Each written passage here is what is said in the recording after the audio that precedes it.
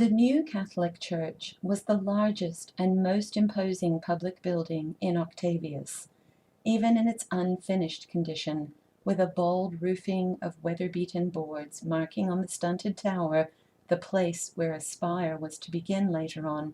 It dwarfed every other edifice of the sort in the town, just as it put them all to shame in the matter of the throngs it drew, rain or shine, to its services.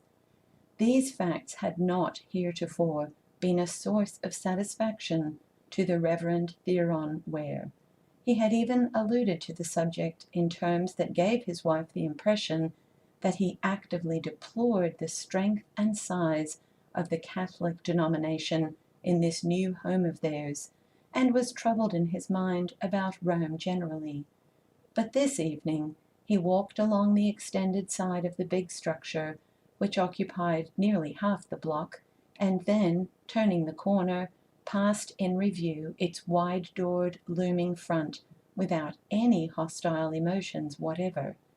In the gathering dusk it seemed more massive than ever before, but he found himself only passively considering the odd statement he had heard that all Catholic Church property was deeded absolutely in the name of the bishop of the diocese. Only a narrow passageway separated the church from the pastorate, a fine new brick residence standing flush upon the street. Theron mounted the steps and looked about for a bell pull. Search revealed instead a little ivory button set in a ring of metalwork. He picked at this for a time with his fingernail before he made out the injunction, printed across it, to press. Of course, how stupid of him. This was one of those electric bells he had heard so much of, but which had not as yet made their way to the class of homes he knew. For custodians of a medieval superstition and fanaticism, the Catholic clergy seemed very much up to date. This bell made him feel rather more a countryman than ever. The door was opened by a tall, gaunt woman who stood in black relief against the radiance of the hallway, while Theron, choosing his words with some diffidence, asked if the Reverend Mr. Forbes was in. "He is," came the hushed voice answer.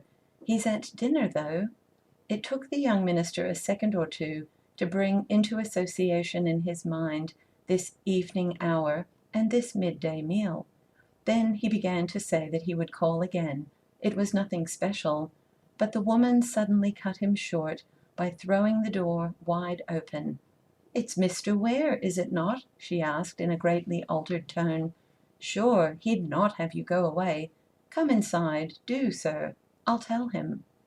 Theron, with a dumb show of reluctance, crossed the threshold. He noted now that the woman, who had bustled down the hall on her errand, was gray-haired and incredibly ugly, with a dark, sour face, glowering black eyes, and a twisted mouth. Then he saw that he was not alone in the hallway. 3 men and 2 women, all poorly clad and obviously working people, were seated in meek silence on a bench beyond the hat-rack. They glanced up at him for an instant, then resumed their patient study of the linoleum pattern on the floor at their feet.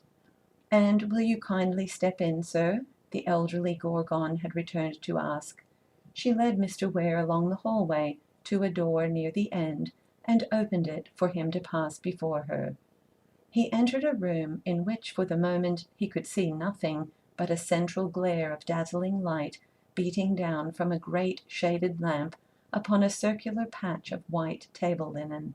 Inside this ring of illumination, points of fire sparkled from silver and porcelain, and 2 bars of burning crimson tracked across the cloth in reflection from tall glasses filled with wine.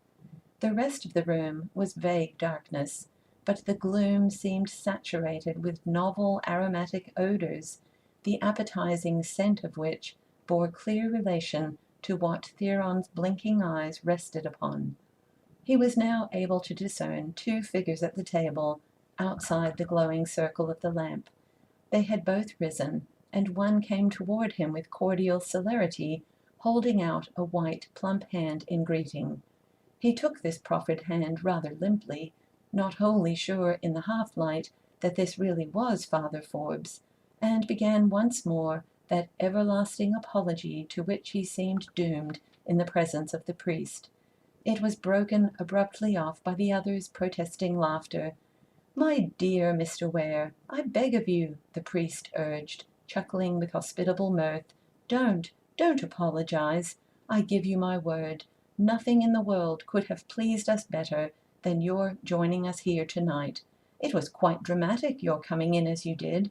We were speaking of you at that very moment. Oh, I forgot.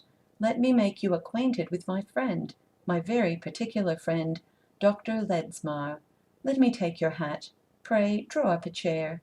Maggie will have a place laid for you in a minute." "Oh, I assure you, I couldn't think of it. I've just eaten my dinner," expostulated Theron.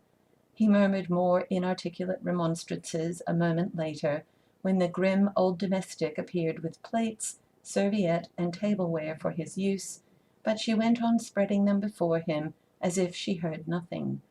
Thus committed against a decent show of resistance, the young minister did eat a little here and there of what was set before him, and was human enough to regret frankly that he could not eat more. It seemed to him very remarkable cookery, transfiguring so simple a thing as a steak, for example, quite out of recognition, and investing the humble potato with a charm he had never dreamed of. He wondered from time to time if it would be polite to ask how the potatoes were cooked so that he might tell Alice. The conversation at the table was not continuous or even enlivened.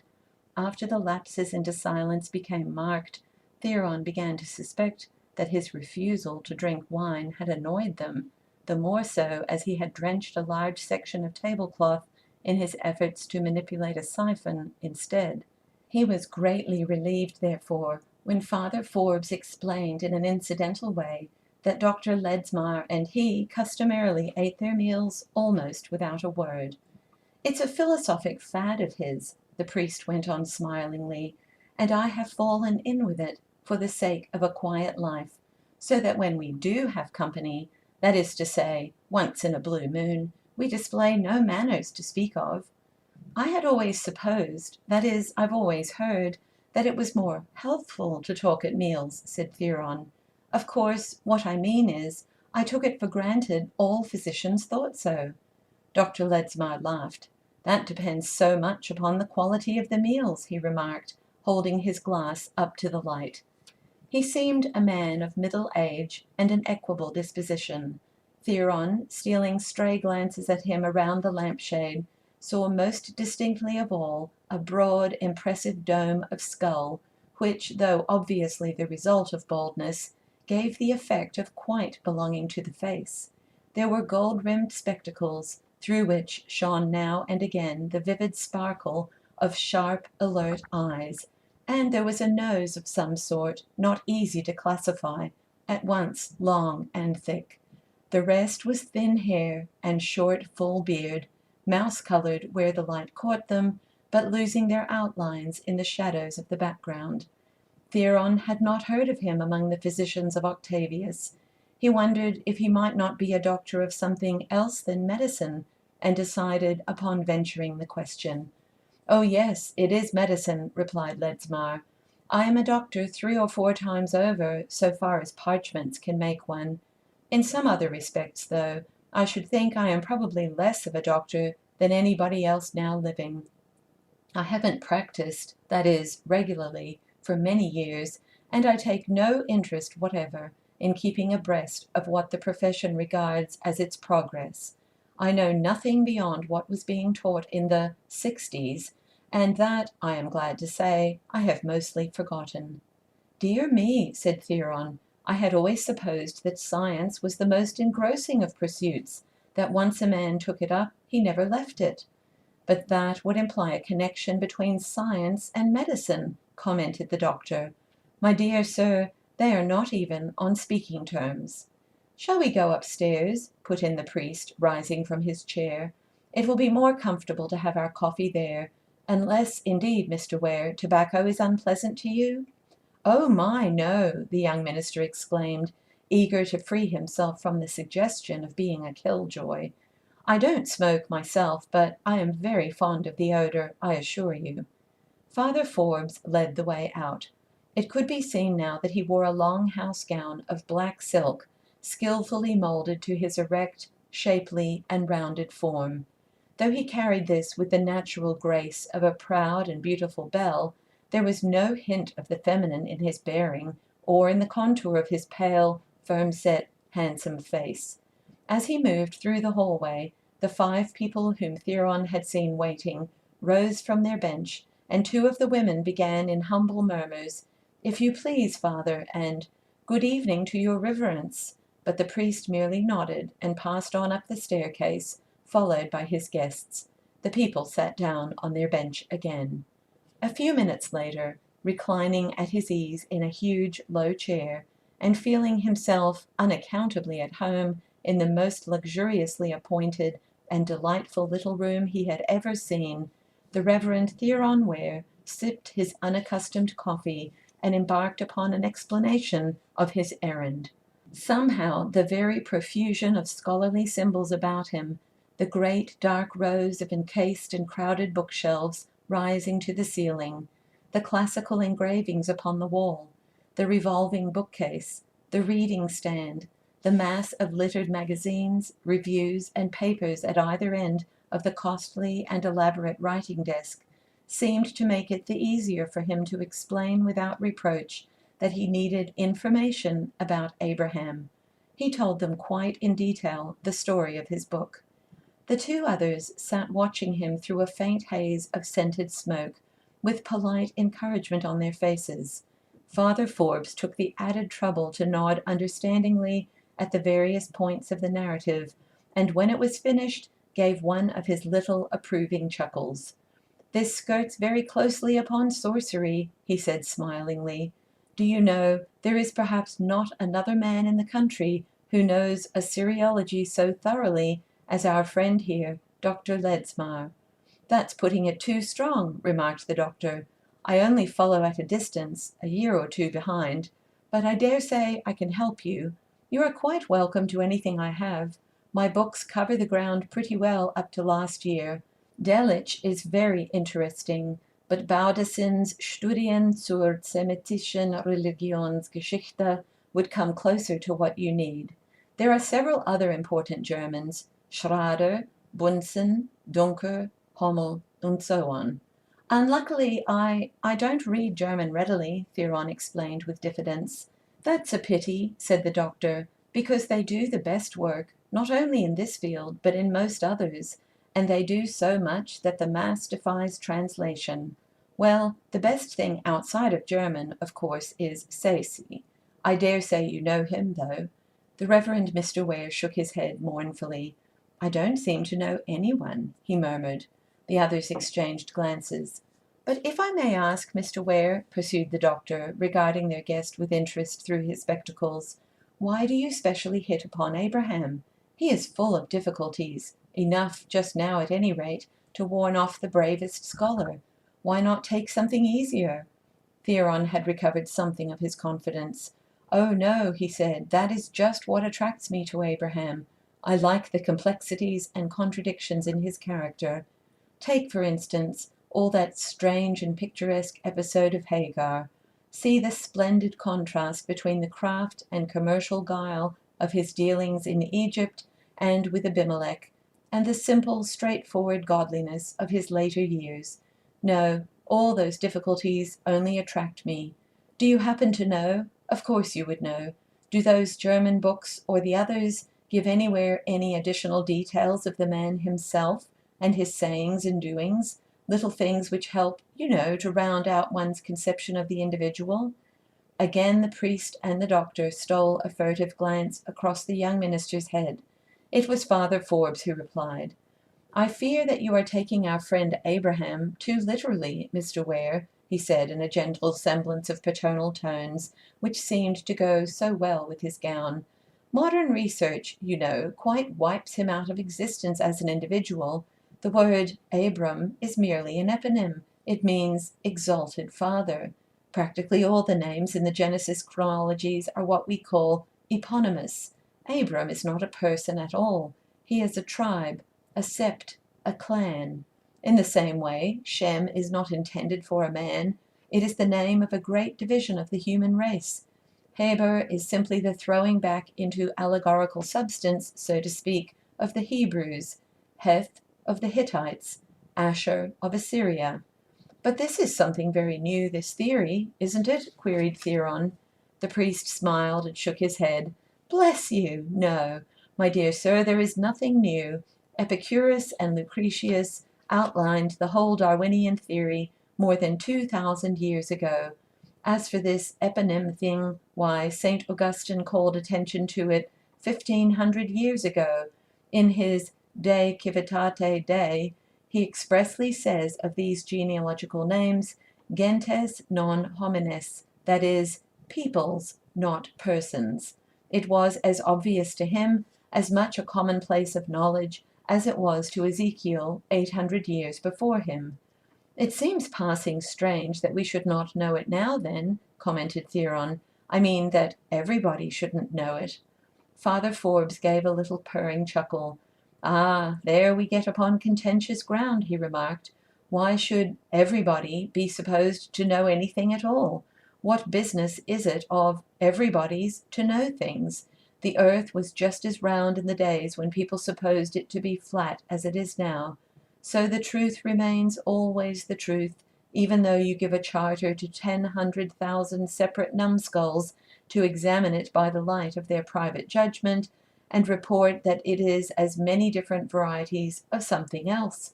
But of course that whole question of private judgment versus authority is no man's land for us. We were speaking of eponyms. Yes, said Theron, it is very interesting. There is a curious phase of the subject which hasn't been worked out much, continued the priest. Probably the Germans will get at that too sometime. They are doing the best Irish work in other fields as it is. I spoke of Heber and Heth in Genesis as meaning the Hebrews and the Hittites.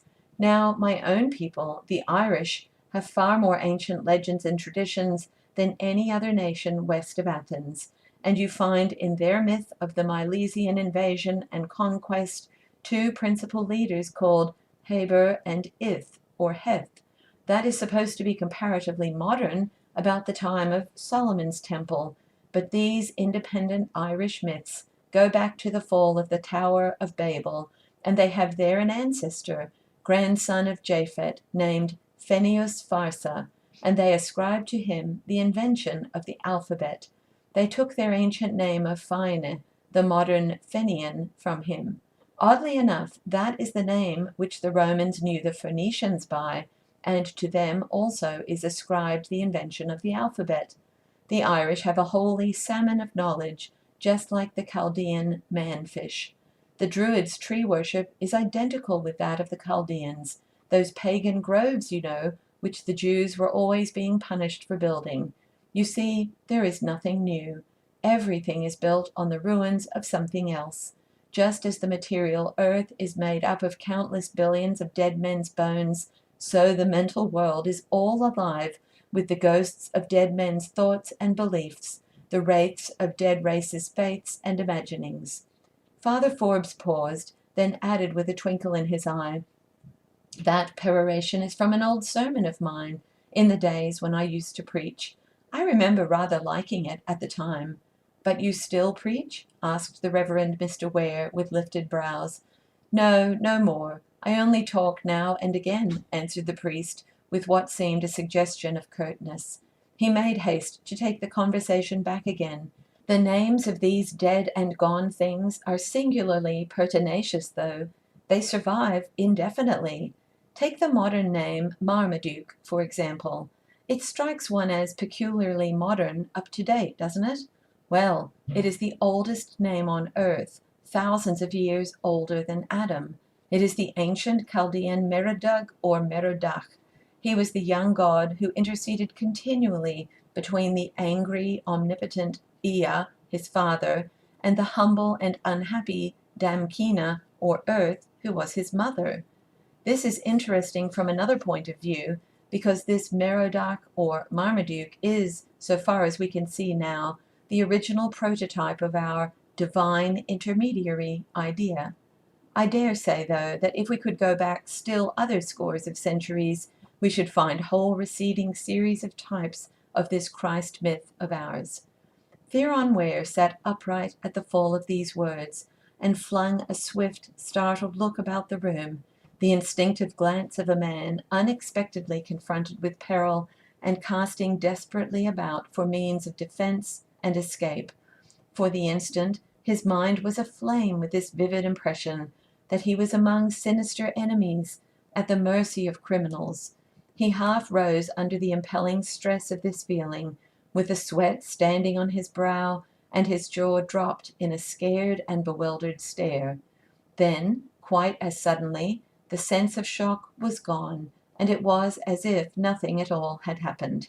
He drew a long breath, took another sip of his coffee, and found himself all at once reflecting almost pleasurably upon the charm of contact with really educated people. He leaned back in the big chair again and smiled, to show these men of the world how much at his ease he was.